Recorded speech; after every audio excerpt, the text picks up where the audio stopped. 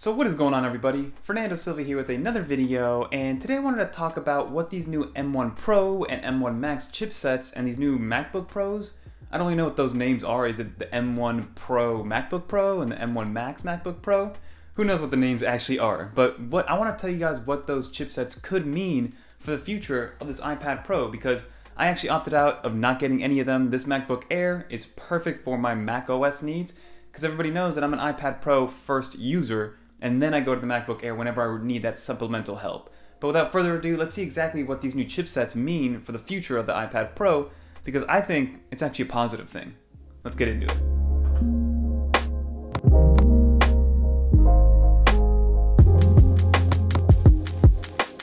So first, let's talk about the main thing that Apple released, and it has to be this new $20 microfiber cloth that released and went under the radar and nobody really thought about it.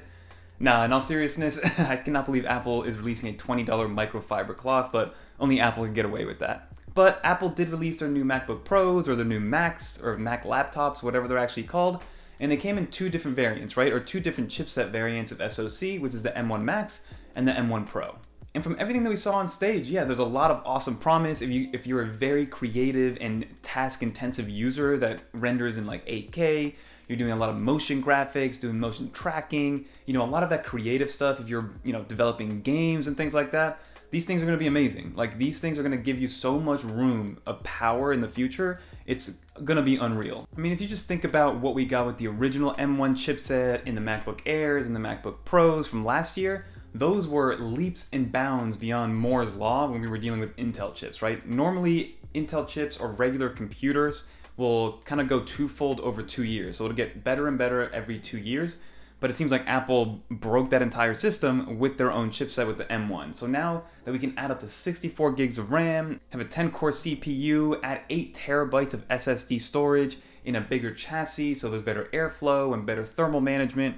I mean, the sky's the limit for these chipsets. It's going to be more so about what the developers can create with these chipsets versus any limitations that the chipset is going to give those developers, which is an amazing thing to see, and Apple is definitely sitting on top. All these companies like Intel and Qualcomm are probably looking at Apple like, whoa, you guys are breaking everything, so now Intel's got to go back, and AMD has to go back and figure out exactly how to compete with Apple. So let's talk about what these actual M1 Pro chipsets get you, and I'm going to stick with the M1 Pro chipset because we're going to compare it a little bit to the regular M1 on the iPad Pro. The M1 Max is just in a tier of its own. If you want the latest and greatest and most powerful, the M1 Max, you know who you are. Go get that one, don't even think about anything else. At the cheapest level, you can get it on the 14-inch MacBook Pro, which will cost you about $2,000, but that one, keep in mind, is going to give you 8-core CPU, not that 10-core CPU that Apple was touting earlier in the presentation. You actually get 8-core CPU and a 14-core GPU, which, I mean, yeah, it's really amazing, but for you to get that 10-core CPU and 16-core GPU, you're going to have to shell out $2,500 or $2,499 on the 14-inch MacBook Pro. What is really nice about these MacBook Pros is that they will come with a standard 16 gigabytes of unified memory, versus on the iPads and the MacBook Air and the regular MacBook Pro, you can get as low as 8 gigabytes of memory, which honestly, for me, has been plenty, but for a lot of people, it might not be enough. So now what I want to do is actually compare the regular M1 chip that's in the iPad Pros versus the M1 Pro MacBook chip that's coming on these new ones coming on Tuesday. So for the M1 iPad Pro, what you get in there, especially let's go with the 1 terabyte version, because that's the one that does bring 16 gigs of RAM. So in the M1 iPad Pro, what you get is an 8-core GPU, an 8-core CPU, and a 16-core neural engine, right? Which is amazing. It works perfectly fine. It works very, very fast. I edit everything from 4K 30 and 60 FPS footage to rendering photos in Affinity Photo, working in Microsoft Office Suite, working in the Google Suite, working in the iWork Suite, browsing Safari. I've never had an issue, aside from battery life. My battery life is not that good, but from a performance and function standpoint, there's nothing that I've thrown at my iPad Pro that it cannot handle unless it involves multitasking. So if you're doing just a 1 task or 2 task thing that you need to get done, iPad Pro is going to be plenty when it comes from a chipset standpoint. And then with the M1 Pro, we're going to talk about that $2,500 model because it does bring that 10-core CPU. So in that one, you get a 10-core CPU and a 16-core GPU with 16 gigs of unified memory. And then like I mentioned, on the M1 iPad Pro, you can get up to 16 gigs of unified RAM on the 1 terabyte and 2 terabyte versions. And then you can spec up as much storage as you want, up to 8 terabytes. You can go from 512 gigabytes to 8 terabytes on that 14-inch MacBook Pro, but you're dealing with that 16 gigs of memory unless you want to add up to 32. So you can go up to 32 on the M1 Pro and actually up to 64 gigs of memory on the M1 Max. But But now we got all those tech specs out of the way in terms of comparing the two, because they are different devices, right? They are completely different devices. You know, I can't recommend one over the other unless I know exactly what you're going to use it for. I've personally gone fully iPad Pro because I want to go iPad Pro, and I've dealt with that learning curve and that function of going from A to B in a different way, from problem solving or task doing and things like that, because I just love the versatility and the power of the iPad Pro in such a slim profile. But the main reason I want to make this video is because now the lineup is a little bit weird, right? You have a $1,000 to $1,100 iPad Pro. You have a MacBook Air with the M1 processor that's cheaper than the iPad Pro. You have the MacBook Pro, which also has an M1 that starts at $1,200. And then you have these new M1 Pros and M1 Maxes that are starting at $2,000 and go all the way, I think, to like $8,000. You can spec the 16-inch one up to. So this lineup is a little bit weird in terms of what we need it for. So now I think we're in the situation where the M1 iPad Pro is kind of merging into that MacBook Air and original MacBook Pro lineup. And I think what is going to happen is maybe Apple is going to loosen up the reins a little bit on the iPad Pro. They might actually allow us to run some version of macOS. It's not going to be a one-to-one comparison. It's not going to be the exact macOS that you get on MacBook Air on the iPad Pro. But I think Apple's going to have to decide because of the price. Unless they want to bring down the price of the iPads and bring down the price of the iPad Pros and create it as a design tool, as a tablet tool, as a supplemental device to MacBook Airs and MacBook Pros, I don't see how Apple can use this M1 iPad Pro and keep it at $1,100 and going all the way up to, I think, $2,300 for a tablet without bringing some different operating system to that M1 iPad Pro. We might see it in iPadOS 16. You're going to see maybe some more of a merge in macOS and iPadOS, which is what I'm hoping for. And the main thing that I want is a better multitasking feature, right? That I just need some sort of pro-level multitasking and some sort of semblance of secondary monitors, which isn't just a mirrored letterbox display on a monitor, because that's what we're getting unless you use shift screen. So basically what I'm saying is I'm personally speculating, I could be totally wrong, but I do think that there's something brewing in this $1,000 to $1,500 price point inside of Apple's computing devices, right? You have the iPad Pro that you can get, you can get it for $800 with the 11-inch, but the 12.9-inch starts at $1,100, $1,099. And then you have the MacBook Air, which starts at $1,000, the MacBook Pro that starts at $1,200. They all run the same M1. They all still have 8 to 16 gigs of RAM. They can all go up to 2 terabytes of storage. So there's a lot of similarities in the chipset and the hardware that's in these devices in this $1,000 to $1,500 price point. So I think there has to be a similarity in software.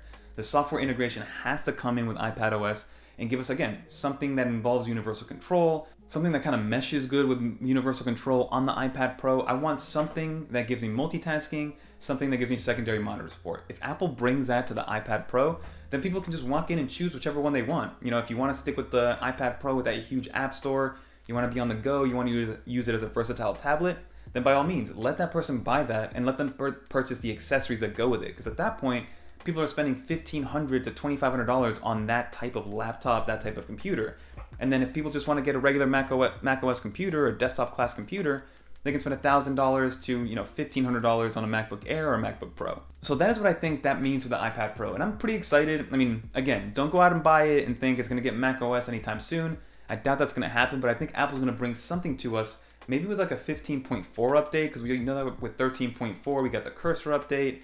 15.1 this year, they brought back SharePlay. Last year, the big one was Scribble that they brought out with 14.1. So those are all things that Apple's maybe going to iterate on and maybe surprise us with a 15.4 update, or maybe they'll wait until iPadOS 16 to really start to merge and mesh everything. Because right now, the M1 iPad Pro is kind of sitting in limbo. It's more expensive than this MacBook Air, and for most people, I'm going to recommend this MacBook Air because for $900 through the Education Store, you get a fully functioning macOS computer with an M1 processor with 512 gigs of storage. Yeah, it's only got 8 gigs of RAM, but for me, it's been perfect in terms of using every single application that I would ever need, and that's the Microsoft Suite, the iWork Suite, some light video editing, nothing too crazy, but even light video editing is with 4K with only 8 gigs of RAM. So this gets my recommendation to most people unless you know you want the iPad Pro. And this comes with a built-in trackpad and keyboard versus this one, you gotta spend $350 on a trackpad and keyboard combo directly from Apple. And then on top of that, if you want to draw or use the Apple Pencil, that's another $130. So this alone is like a $1,500 to $1,600 situation that I have going on here with the 256 gigabyte model versus this is a plug and play $900 solution that'll work with everybody with zero learning curve. So Apple's got to do something with the M1 iPad Pro to kind of really justify keeping it in this price point is what I'm saying. But that's going to do for this video. Hopefully you guys enjoyed. I know I rambled a little bit, but I did want to have this discussion. Leave your comments down below. What do you guys think is going to happen with the M1 iPad Pro lineup? Is it going to change? Are they going to lower the price? Are they going to kind of, like I said, mesh it with macOS and in this kind of price lineup that they have from $1,000 to $1,500 to $2,000? Because I think Apple has to do something with the iPad Pro to justify that price point. But I appreciate everyone for watching. Leave a comment down below. Did you guys pick up any of these new Apple products that came out? I picked up the cloth, and I did pick up the actual AirPods 3, so I'll be testing those out, comparing it to all the different audio devices that I have. Like I said, I skipped out on the M1 Max and M1 Pro for now, because I don't really need it. Maybe in a couple years, or maybe when a refurbished one comes out, or a used one is available, I'll pick it up, because right now this MacBook Air is more than enough for my needs. But that's going to do it for this video. Don't forget to like, comment, subscribe. Check out channel sponsor Paperlike for always hooking us up. It's the number one thing you guys need on any iPad, whether it is a Pro, the Mini, the Air, the regular. Throw a Paperlike on there, and we'll be giving one away pretty soon, probably for my birthday. But until next time.